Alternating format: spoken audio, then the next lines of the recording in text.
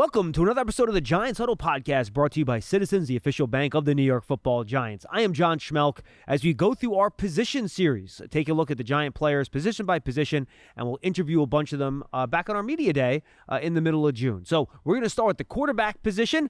The Giants obviously head in with a very crowded quarterback room with Daniel Jones, Drew Lock, and Tommy DeVito. Here's my conversation with them. All right, now we're joined by Giants quarterback Daniel Jones. Daniel, how are you, man? Good. How you doing? I'm doing great. All right, so we're talking, just so people have the timestamp on it, middle of June. How you feeling physically? Feeling good. Knees in a good spot.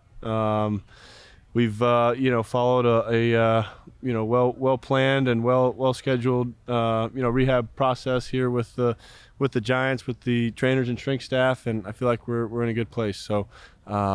I'm running, cutting, throwing, doing everything I need to do, and should be good to go for camp. Yeah, and obviously better safe than sorry in the spring. You don't want to go out there so fast. But honestly, look, watching you move out there, I mean, physically, it doesn't seem like you're holding back from anything. You're moving around really, really well out there, at least from my eyes. Yeah, well, no, I feel really good. I'm like I said, I'm running and cutting, and it's actually given me a chance to work on a lot of that change of direction stuff and throwing your foot in the ground. And making sharp, clean cuts and using proper techniques. So, in that way, hopefully I'll be even better. Have you been able to get what you need out of the spring, working on the 7-on-7 stuff with maybe some of the new wide receivers that you would normally have to do, in team, but you're a little bit more limited now? Have you gotten enough reps to kind of get comfortable with some of the new guys? Yeah, I mean, I think you always want more reps. You always want as much as you can get, and I think the time in the spring is valuable, and the team reps are valuable. So. It's unfortunate not to be able to be out there, but got to make the most of the time I do have, and I think we've done that with 7-on-7 and routes on air and trying to grab guys after practice and different things you try to fill in the spots. But we'll be ready to go. I think we've had a really good spring, and it's been good working with those guys. Aside from Darius, you have a pretty young wide receiver group, right? Mm-hmm. I mean, Wandell's in his third year, but he missed the whole year, so it's kind of like his second year. Jalen Hyatt's in his second year. Malik Neighbors is a rookie. How has it been like trying to train those guys up, and do you see the promise of those guys starting to manifest itself on the field as they kind of get used to what they're being asked from in this offense? Yeah, for sure. I think all those guys bring something different to the table, and they all they all want to improve, want to learn, and want to kind of build this thing together, and that's the fun part. So there's a lot of speed on the field. I think that's something that you realize pretty quickly watching those guys is they can all run, they can get behind the defense, and but yeah, we'll keep working through this mini camp and then into training camp. What does it do for a quarterback to have a guy like Neighbors that not only can you dump the ball to him and that's a 70-yard run. That goes on my stat line. That's nice. And also a guy that he has the strength and the body control and the athleticism to win downfield, or even maybe he is a half a step on a guy. He's not really open, but you could feel the confidence to throw him the ball down the field that he's going to go up there and make the play. Yeah, I think that, obviously helps a quarterback out a lot, having a guy like that. And he's excited to get to work with him. And I think training camp will be very important that way, and getting on the same page and seeing what he can do. So, I'm excited. Obviously, it's more time than you wanted to think probably this offseason with the injury and the rehab and a lot of that stuff. When you had a chance to kind of rewatch and look back to the time you were on the field last year, what were some of the stuff that you saw that you're, all right, well, these are some things that I want to try to really focus on this offseason when I'm not rehabbing to try to improve and get better at? I think, a number of things. I think, making sure that we're, better on third down, I think was a big thing, watching it and talking about it this off season, making sure we're staying on the field and putting together long drives. I think we're still, we're trying to improve our, creating explosive plays and getting the ball downfield and, hitting the chances that we get. So, that's throwing the ball accurately, letting guys run, and then, taking advantage of the shots we have. So those are things we're always working on, but we got a lot of guys who can make big plays. You talk about taking advantage of the shots as they have. Is that just as a quarterback, early, once, pre-snap, of course, but once you get the ball in your hands, understanding when you might have those opportunities to push a ball down the field and making sure when you do, that's when you do, in fact, have a chance to take advantage of them? Yeah, I think it goes both ways. I think seeing it, understanding what you're getting, and finding the opportunities, and then executing once you see them. But, I think that's a big part of creating explosive plays. But, I think they also happen when you're executing well and you're throwing the ball accurately, giving a guy a chance to catch and run, or we're even in the run game, everyone's doing their job and covering the guys up and opening up spots for people to run. So there's a lot of ways to create explosive plays, and I think it's about executing, everybody doing their job, and taking advantage of your opportunities. Final question. Darius Lane was here talking to me, and he basically said that he thought the offense last year got really hamstrung through nobody's fault, just that there were so many injuries all over the place, right? Whether it was, Wandell coming back from injury, he wasn't on the field very early in the year, Jalen trying to figure things out as a rookie. I don't think you had the same starting offensive line in front of you or Tyrod or Tommy for the first 8 or 9 games of the year. How much will it help the offense if you can just have kind of that set group and keep them together, have them all on the field for consecutive games early in the year, so you can kind of find that rhythm and just kind of get going as a group? Yeah, I think that's extremely important. We got banged up pretty early last year, in the first couple 3 weeks, and first drive of the year you lost your left tackle pretty much with the hamstring.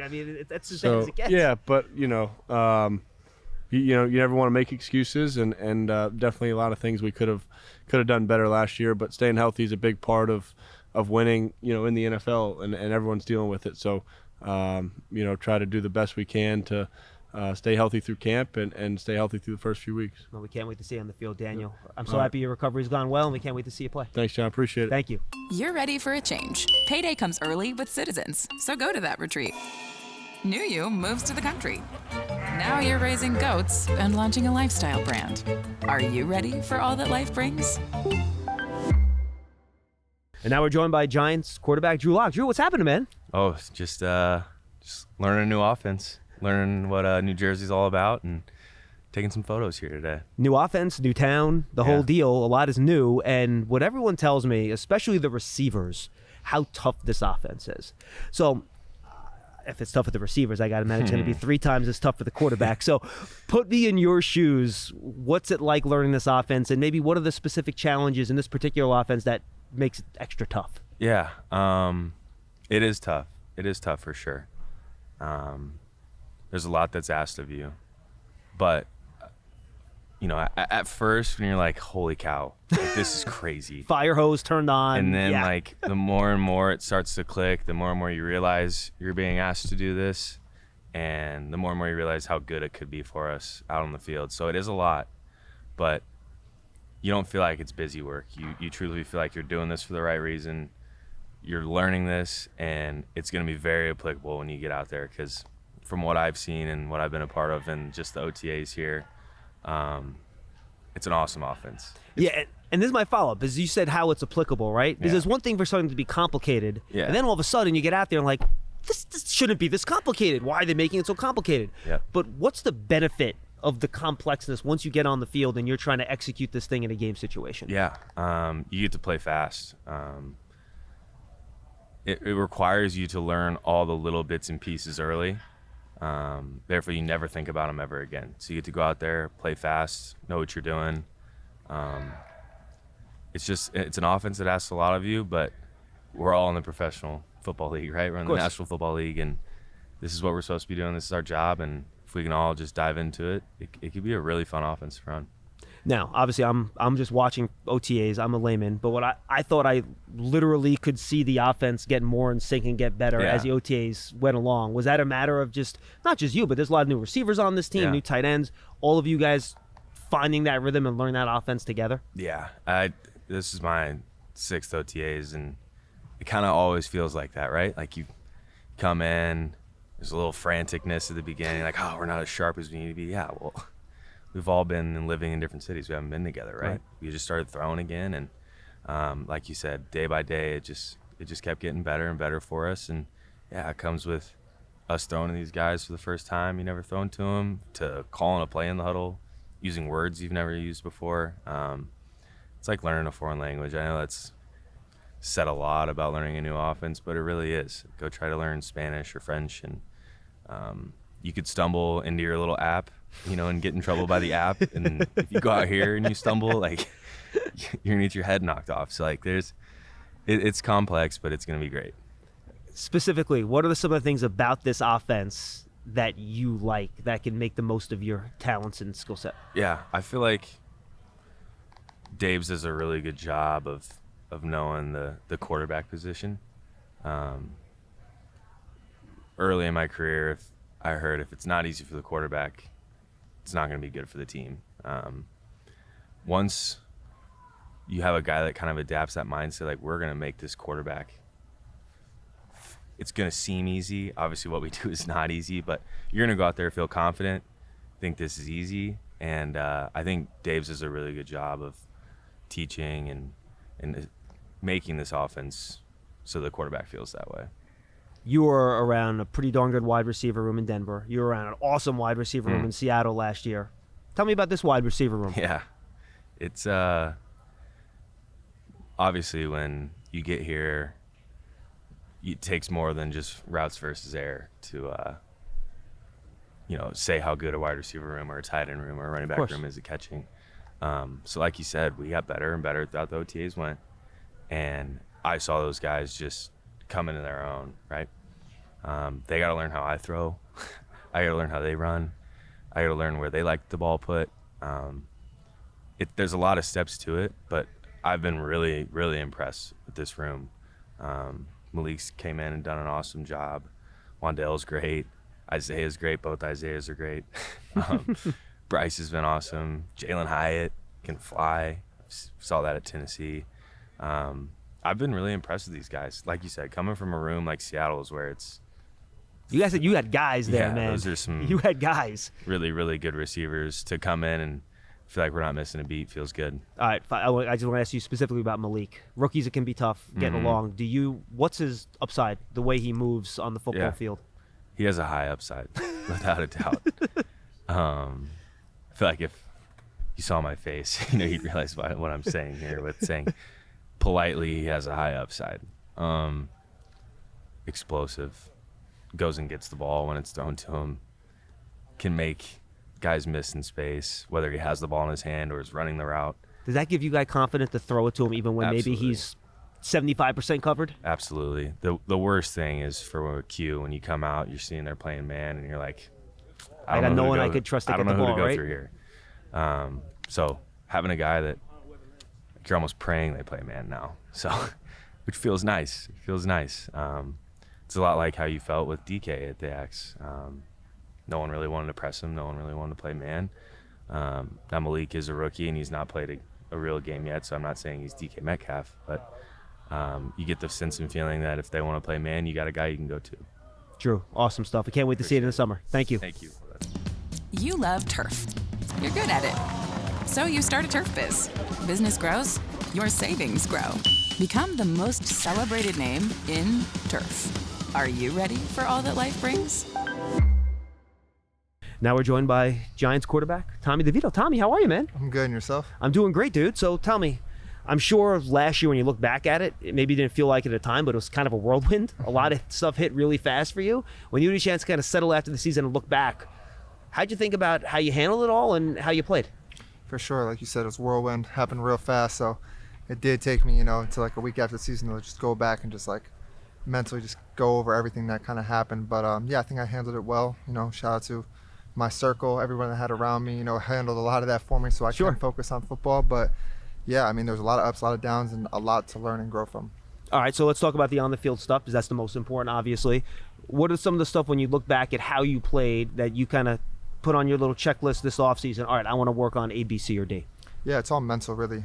Just learning more about the offense, more about defenses, breaking that down. So that ultimately on the field helped me get the ball out of my hands faster, take less sacks. So obviously, that's the big thing, especially for quarterbacks, especially how it was going last year. You want to take less sacks. So for me, it was between the ears and being able to really have the second year under my belt in the offense. I mean, a lot of that's just reps and experience, right? Like, it's one thing to sit down in front of a screen and watch tape and everything, but I mean, those reps last year, I can't imagine how invaluable those are for a young player, just to get those full speed reps against first teamers and their team in real games to make that progress go even faster, right? For sure. Not a lot of people get that opportunity that I had to be able to go in there, especially my first year, having that, because like you said, watching it on film and watching it behind practice, even practice completely different than a game situation, game scenario. Everything is ramped up times 1,000.